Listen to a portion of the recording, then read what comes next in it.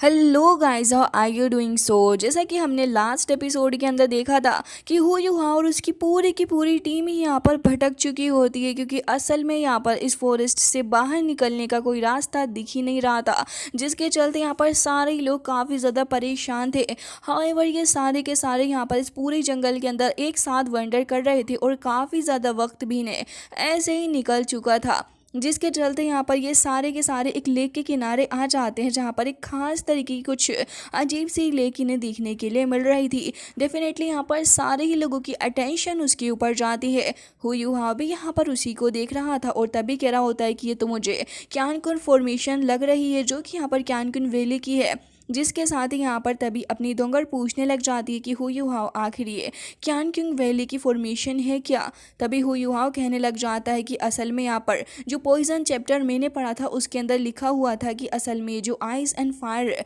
यिन यांग valley है वो असल में बहुत ही ज़्यादा खतरनाक जगह है, ये असल में बिलोंग करती है। उसके बाद हु यू हाउ कह रहा होता है कि तुमने उन 3 फेमस कॉर्नकोपिया के बारे में तो सुना ही होगा ना। वो असल में यहाँ पर उन सारी जगह में से एक जगह है जहाँ पर अभी हम खड़े हुए हैं। वो कहता है कि लेजेंड्स की माने तो यहाँ पर ये जो क्यानकुन वेले है ये यहाँ पर काफ़ी वक्त पहले फॉर्म हुआ था, जब गॉडेस ऑफ लव को यहाँ पर ठुकराया गया था, बिट्रे किया गया था उनके लवर के द्वारा, तब यहाँ पर ये चीज़ फॉर्म हुई थी। हालांकि यहाँ पर जहाँ सारे ही लोगों का ध्यान हु यू हाउ की बातों के ऊपर होता है, वहीं शाओ शाओ जो थी वो यहाँ पर उन सभी की बातों को छोड़ छाड़ के यही लेक के किनारे आ जाती है। हु यू हाउ कह रहा होता है कि अगर यहाँ पर हमने गलती से भी एक कदम आगे बढ़ा दिया, फिर कुछ भी उल्टा सीधा स्टेप लिया तो हम बहुत बुरे फंसेंगे। जबकि इन सारी चीज़ों से अनअवेयर शाओ शाओ जो थी वो यहाँ पर गलती से अपना हाथ जो था वो इस लेक के अंदर रख देती है। हु यू हाउ सभी से कहता है कि केयरफुल रहना, और उसी वक्त यहाँ पर शाओ शाओ यहाँ इस वाटर को टच कर लेती है, जिससे कि एक बहुत ही ज़्यादा स्ट्रॉन्ग वेव जो थी वो दूर तक फैलती हुई चली जाती है और एक गोल्डन कलर की वेव हमें देखने के लिए मिलती है। एंड ज़्यादा वक्त भी नहीं लगता, वो एकदम से गोल्डन टोर्नेडो के अंदर कन्वर्ट हो जाती है, जिससे कि हु यू हाउ इसे देखकर सभी से कहता है कि सारे ही लोग जल्दी केयरफुल हो जाओ। लेकिन अब यहाँ पर इस चीज़ का कुछ भी फायदा नहीं था, क्योंकि शाओ शाओ ने अनजाने में ही गॉडेस ऑफ लव के यहाँ पर इस खतरनाक से टेस्ट को ओपन कर दिया होता है, जिसके चलते यहाँ पर इस टोर्नेडो के अंदर से बहुत ही ज़्यादा स्ट्रॉन्ग बीम लाइक लाइटनिंग जाकर हिट कर रही होती है स्काई की तरफ को। एंड इसकी फोर्स इतनी ज़्यादा होती है कि यहाँ पर ये सारे के सारे इसकी तरफ को खींचते हुए चले जा रहे थे। हालांकि ये सारे ही अपनी पूरी कोशिश कर रहे होते हैं कि यहाँ पर इन सारी चीज़ों से खुद को अफेक्ट ना होने दे, बट अल्टीमेटली ये जो टोर्नेडो होता है इसकी पावर इतनी ज़्यादा थी कि हुई और पूरी की पूरी टीम की पावर इसके सामने कुछ भी नहीं होती। और साथ ही हमें पता चलता है कि असल में इन लोगों का ये जो टेस्ट है जो कि यहाँ पर लव गॉडेस के द्वारा लिया जा रहा है वो असल में शुरू हो चुका है। साथ ही हमें वहाँ पर किसी की आवाज़ सुनने के लिए मिलती है, जिसने कि ये कहा होता है कि ट्रू एडवेंचर जो है वो यहाँ पर शुरू हो चुका है, जो कि इनविंसिबल लव के बारे में होगा। एंड ये यहाँ पर गॉडेस ऑफ लव की ही आवाज़ होती है। अब ये सीन तो कट हो जाता है और हमें देखने के लिए मिलता है सिटी का सीन, जहाँ पर गार्ड का पहरा बहुत ही ज़्यादा हद तक बढ़ा दिया गया होता है। सारे गार्ड्स जो थे वो यहाँ पर यही चीज़ देख रहे होते हैं कि कहीं तो उन्हें कोई तो सस्पेक्ट मिले, लेकिन हमें दिखाया जाता है कि यहाँ पर एक चेयर सडनली गिर जाती है और उस गार्ड का ध्यान उसी चेयर के ऊपर था, क्योंकि उसे लग रहा होता है कि शायद यहाँ पर कोई हो सकता है। जिसके बाद वो तुरंत यहाँ पर आगे बढ़ता है। अब वो यहाँ पर दूसरी तरफ को देख रहा होता है, जहाँ कोई शक हो रहा था कि यहाँ पर कुछ ना कुछ हो सकता है, तो वो तुरंत यहाँ पर आगे बढ़ के देख रहा था। लेकिन तभी हमें देखने के लिए मिलता है कि यहाँ पर तो वही लड़की वू फैंग मौजूद होती है, जो कि यहाँ पर काफ़ी ज़्यादा बुरे तरीके से अफेक्टेड थी। जबकि यहाँ पर ये जो गार्ड था उसे शक हो रहा होता है कि यहाँ पर कोई ना कोई तो है। लेकिन इतनी देर में वहाँ पर एक कैट आ जाती है, जो कि यहाँ पर झपट्टा मार देती है इस गार्ड के ऊपर, जिससे कि गार्ड काफ़ी ज़्यादा डर जाता है। और उसके बाद यहाँ पर एक दूसरा बंदा उससे पूछ रहा होता है कि तुम वहाँ पर गए क्या, तुम्हें कुछ मिला वहाँ पर? तभी वो कहने लग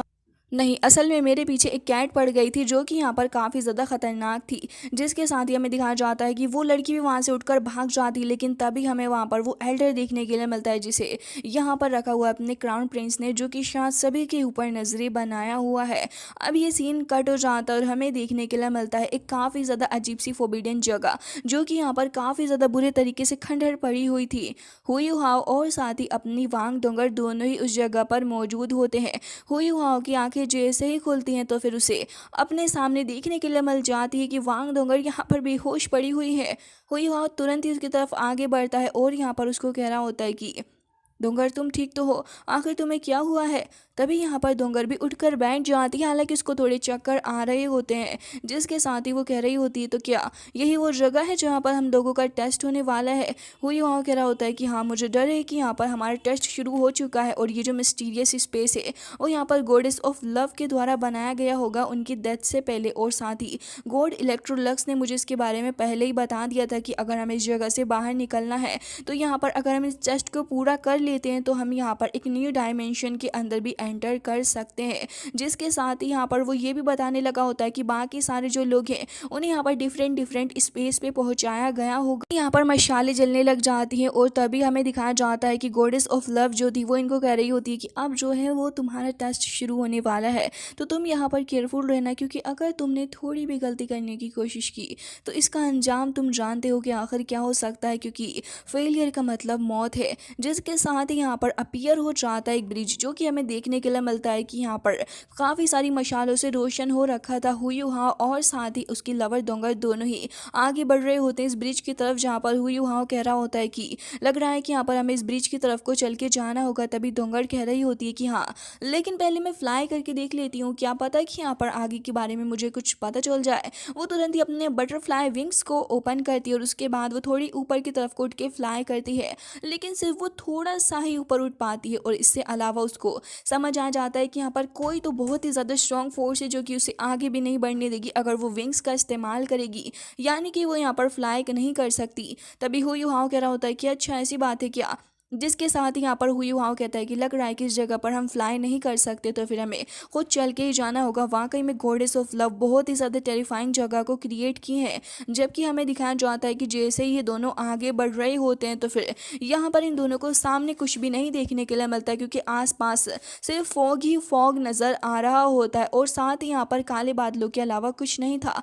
सडनली हमें दिखाया जाता है कि यहाँ पर ये जो मशालें थी वो एकदम से टूट कर गिर जाती हैं। पीसेस लगे हुए होते हैं एक के बाद एक, वो यहाँ पर बहुत ही ज़्यादा तेज़ी के साथ में एकदम से ही गिर जाते हैं। हुयुहा और डोंगर दोनों ही झटके से पलट कर देखते हैं तो उन्हें पता चलता है कि असल में यहाँ पर ये जो रूट थी वो टूट चुकी है। हुयुहा कह रहा होता है कि हमें बिल्कुल भी इको की आवाज़ तक नहीं आई और ये एकदम से ही टूट गई। वाकई में अगर हम यहाँ पर थोड़ी देर और रुकते तो फिर हम दोनों ही यहाँ पर ख़त्म हो जाते। इसके बाद हुयुहा अपनी नज़रों के सामने देखता है तो फिर उसे देखने के लिए मिलता है कि यहाँ पर कोई तो चल के आ रहा है। असल में वो कोई और नहीं बल्कि वांग च्युआर ही होती है जो कि यहाँ पर खड़ी हुई थी। हुयुहा भी ये चीज़ देखकर हैरान था और यहाँ पर कह रहा होता है कि आखिर ये सब कुछ क्या चल रहा है और अगर ये ट्रैप है तो फिर ये लड़की यहाँ पर क्या कर रही है। जबकि हमें समझ में आ जाता है कि असल में वांग च्युआर यहाँ पर कर क्या रही है। तभी यहाँ पर हुयुहा कहता है कि तुम्हारे यहाँ पर आने का मकसद। तभी वो यहाँ पर अपने हेवनली ड्रैगन स्पीयर को बाहर निकालती है और कह रही होती है कि सीधी सी बात है कि तुम अपने ओपोनेंट को ख़त्म करो। जिसके साथ ही हुयुहा कह रहा होता है कि अच्छा ऐसी बात है, तो इसका मतलब तो ये हुआ कि जब तक हम में से कोई एक हार नहीं जाता तब तक हमारे पास बाहर निकल के जाने का कोई ऑप्शन ही नहीं है। वांग च्युआर इन दोनों की तरफ कोई अपने स्पीयर को आगे करते हुए कह रही होती है कि अगर तुम्हारे अंदर हिम्मत है तो फिर सामने आओ और आकर फाइट करो। जबकि यहाँ पर हुयुहा ऐसा नहीं करना चाहता था, कहने लग जाता है कि अगर ऐसी बात है तो फिर मेरी बात सुनो। तो अगर तुमसे पहले भी फाइट कर चुकी है कंपटीशन के अंदर और अब मेरी बारी है, मैं तुमसे फाइट करूंगा। जबकि वो कह रही होती कि तो क्या तुम अकेले ही आओगे मुझसे फाइट करने के लिए? हुयुहा कह रहा होता है कि भाई साहब हम अकेले ही काफ़ी, और कहता है कि मेरे अंदर ये आदत नहीं कि मैं यहाँ पर अपने से छोटे बंदे को परेशान करूँ ज़्यादा पावर का इस्तेमाल करते हुए। हालांकि यहाँ पर वांग डोंगर आगे बढ़ने की कोशिश तो करती है, लेकिन हमें एक इनविंसिबल शील्ड वहां पर देखने के लिए मिलती है जिससे कि यहाँ पर वांग डोंगर आगे नहीं आ सकती। हालांकि यहाँ पर अब हमें दिखाया जाता है कि दोनों एक दूसरे को डिस्ट्रॉय करने के लिए एक दूसरे के सामने आकर खड़े हो चुके होते हैं एकदम ही डट के। जबकि वांग च्युआर एकदम से ही काफ़ी ज़्यादा तेज़ी के साथ में आगे बढ़ती है तो हुयुहा भी तुरंत यहाँ पर अपने पास में रखा हुआ वो बॉम्ब एकदम से उछाल कर फेंक के मारता है। साथ ही यहाँ पर हुयुहा रेंथ ऑफ आइस एम्परर की पावर का इस्तेमाल करते हुए तुरंत ही एक बहुत ही ज़्यादा शानदार सा अटैक करता है, जिससे कि तुरंत ही जाकर भिड़ जाती है अपनी डोंगर और वो यहाँ पर प्राइड ऑफ गॉड नाम के एक अटैक को करती है, जिससे कि उसका हेवनली जो ड्रैगन होता है वो यहाँ पर बहुत ही ज़्यादा तेज़ी के साथ में चिल्लाता है। और बड़ी हुई पावर के साथ में जैसे वांग च्युआर आगे बढ़ती है तो फिर हमें दिखाया जाता है एक बहुत ही ज़्यादा खतरनाक सा डिस्ट्रक्शन। हालांकि वो बहुत तेज़ी से आगे बढ़ रही थी, लेकिन हुयुहा के पास में उसका फ्लाइंग सिस्टम होता है जो कि यहाँ पर उसकी हेल्प भी कर रहा होता है, क्योंकि उसकी फोर्स से हुयुहा काफ़ी तेज़ी से इधर उधर हो सकता था। जबकि हमें दिखाया जाता है कि वो यहाँ पर गॉडेस ऑफ लाइफ की भी का इस्तेमाल कर रहा होता है, जबकि हमें दिखाया जाता है कि वांग चुआर जो होती है वो भी यहाँ पर काफ़ी ज़्यादा पावर का इस्तेमाल करते हुए एक बहुत ज़्यादा शानदार स्लैश अटैक हुई वहाँ के ऊपर करती है। दोनों ही बहुत ज़्यादा स्ट्रांगली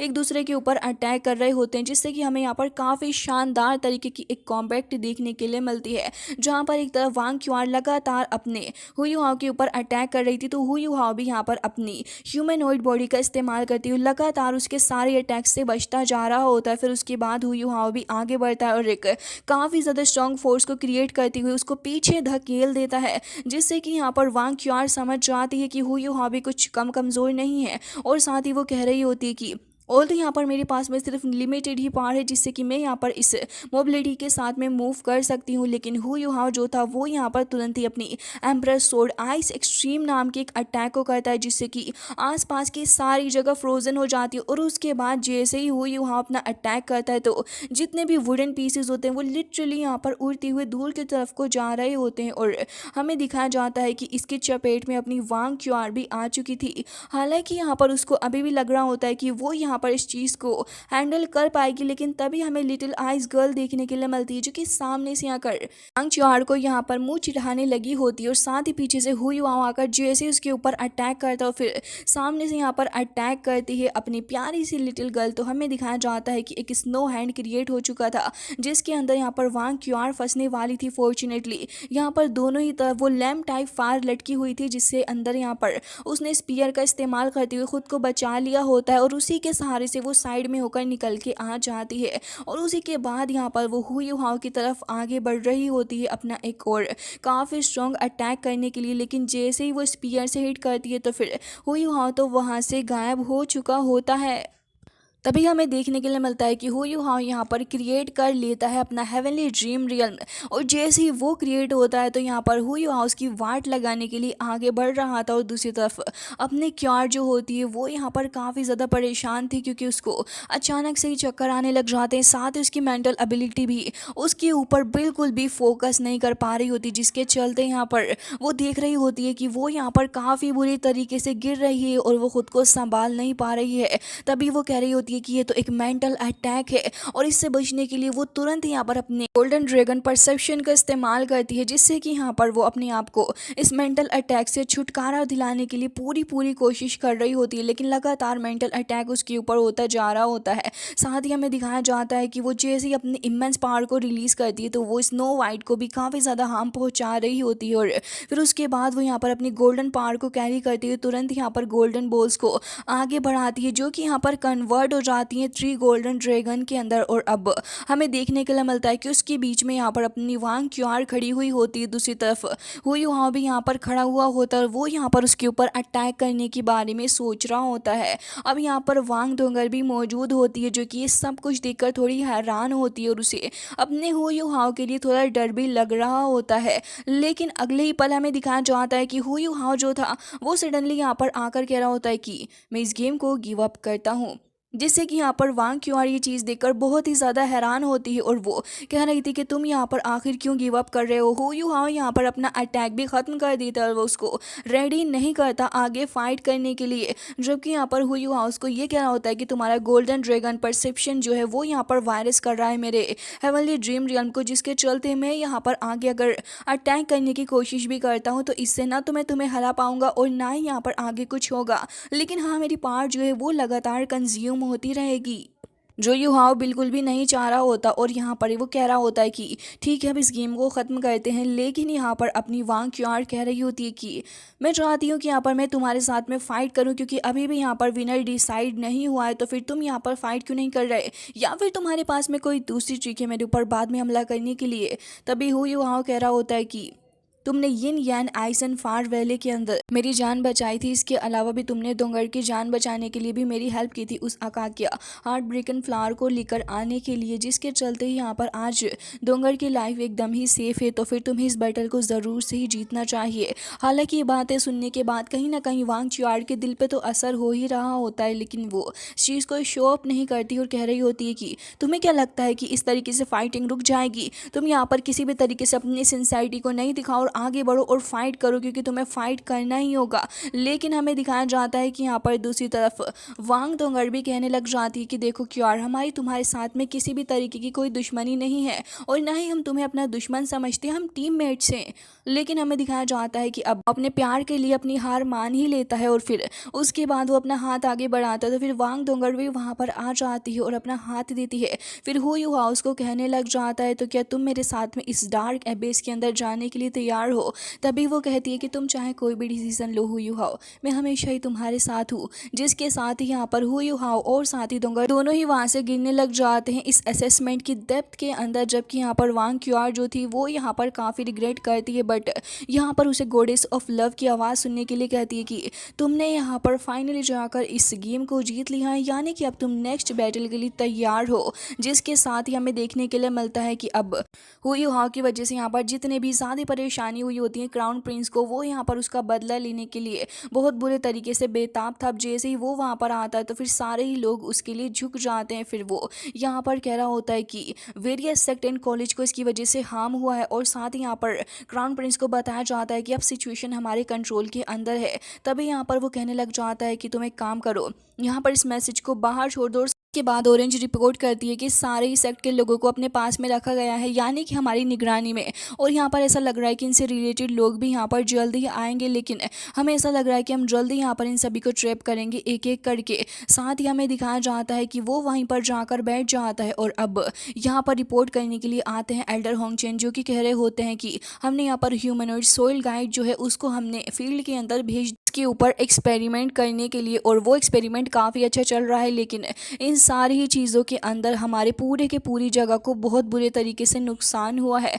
साथ ही वो ये भी बताने लग जाते हैं कि असल में हमने बहुत ज़्यादा हैवी लॉसेस उठाए हैं और यहाँ पर वो ये बताते हैं कि 1 महीने के अंदर हम सब कुछ रिकवर करने की कोशिश करेंगे। लेकिन यहाँ पर क्राउन प्रिंस के दिमाग में कुछ और चल रहा था। वो ये कहने लग जाता है कि जितना ज़्यादा हो सके उतने ज़्यादा ह्यूमनॉइड सोल टूल को यहाँ पर बनाओ, 1 महीने के अंदर मास प्रोडक्शन चालू कर दो। साथ ही वो ये भी कह रहा होता है कि इस बार कोई भी मिस्टेक ना हो। जबकि एल्डर होंगचेन कह रहे होते हैं कि ठीक है। हालांकि तभी यहाँ पर एक और न्यूज़ आती है जहाँ पर अंडरग्राउंड कंपटीशन का रेफरी यहाँ पर बता रहा होता है कि असल में जिस तरीके का ह्यूमनॉइड सोल टूल हमारे पास में है वैसा ही मैंने अंडरग्राउंड सोल टूल कंपटीशन के अंदर देखा था। एंड ऐसा लग रहा था कि किसी ने हमारे बनाए हुए इस टूल को कॉपी करने की कोशिश की है। उस पर्सन ने अपनी ट्रू आइडेंटिटी को छुपा के रखा हुआ था। जबकि क्राउन प्रिंस ये बात सुनकर एक क्रीपी सी स्माइल पास करता है। साथ ही यहाँ पर हमें दिखाया जाता है कि अब इनको ये भी पता चलता है कि उस बंदे को डिस्कवर कर लिया गया है और असल में वो वही बंदा है जिसने मिंगडू होल के अंदर भी यहाँ पर एक्सप्लोजन किया था और वो उसका कल्प्रिट है।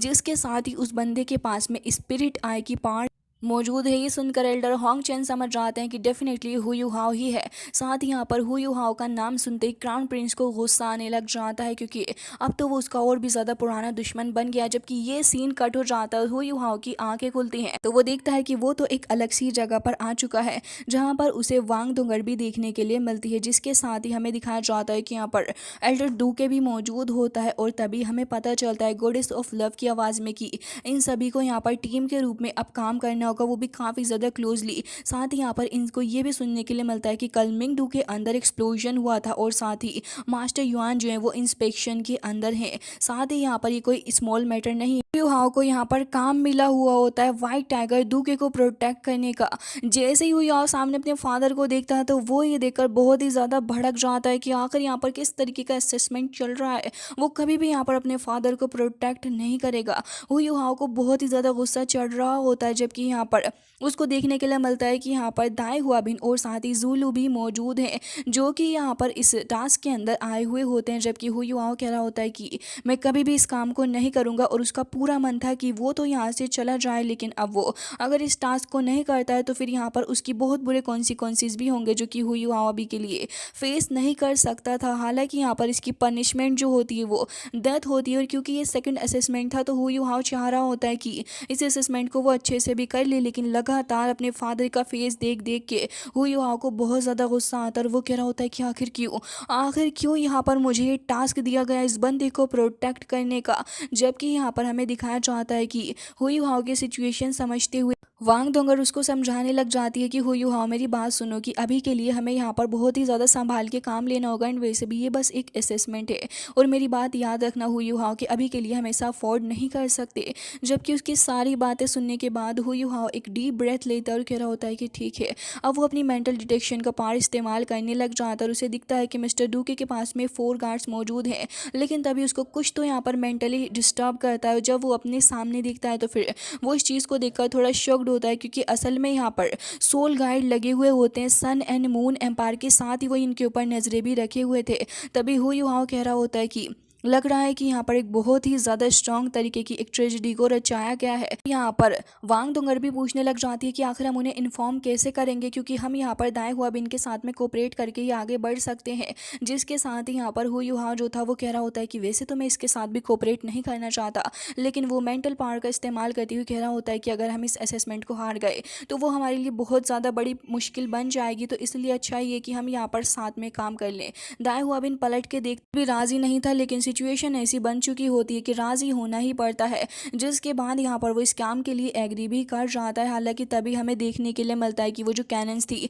वो चारों ही तरफ से इनकी तरफ को मौजूद होती हैं और अब यहाँ पर वक्त आ चुका होता है कि बता दिया जाए। हुई वहाँ अपना फेस हाइड करके उनको सब कुछ बता देता है कि उनके ऊपर सन एंड मून एम्पायर की तरफ से नजर रखी जा रही। मिस्टर डूके को अपनी जान बचानी होगी। दाएं हुआ बिन भी आगे बढ़ता है और कह रहा होता है कि हमारे पास में मेंटल डिटेक्शन की पावर है और जैसे ही वो मेंटल डिटेक्शन की पावर के थ्रू देखते हैं तो समझ जाते हैं कि खतरा बहुत ही ज़्यादा बड़ा है। यहाँ पर 1000 तरीके की कैनन्स लगी हुई होती हैं जिससे कि अब उनको शूट किया जाएगा। तो वो तुरंत ही इमीडिएटली सबको रिटर्न करने के लिए कहते हैं। तो फिर सारी ट्रूप्स वहाँ से रिटर्न करके भागने लगे होते हैं, लेकिन ये इतना भी आसान नहीं था क्योंकि अब यहाँ पर ये जो कैनन्स होती हैं वो शूट करने लगी होती हैं मिस्टर डूके को ही। और यहाँ पर हुई हाओ जो था वो यहाँ पर उनको बचाने के लिए अब आगे आ रहा होता है, लेकिन लगातार एक्सप्लोजन पे एक्सप्लोजन हो रहे होते हैं जिससे कि दोनों ही तरफ हमें टकराव देखने के लिए मिलता है। लेकिन मिस्टर डूके की जान बचाना अब हुई हाओ के लिए काफ़ी ज़्यादा इम्पॉसिबल बट काफ़ी ज़्यादा ख़तरनाक मिशन बन चुका है।